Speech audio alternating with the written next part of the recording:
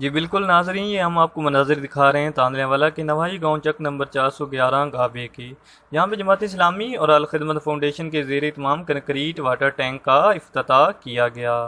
Concrete water tank کا افتتاح جماعت اسلامی فیصل آباد غربی کے امیر پیر مدثر احمد شاہ نے کیا۔ اس موقع پہ عوام کی ایک کثیر تعداد موجود تھی۔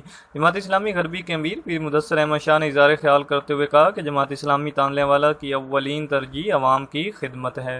روٹی، کپڑا، مکان، علاج اور انصاف کی فراہمی کے لیے جماعت اسلامی عوام کے ساتھ کھڑی ہے۔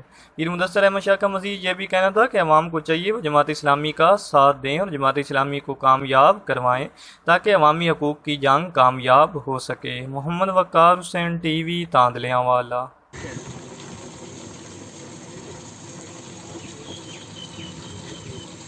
ٹھیک ہو گئے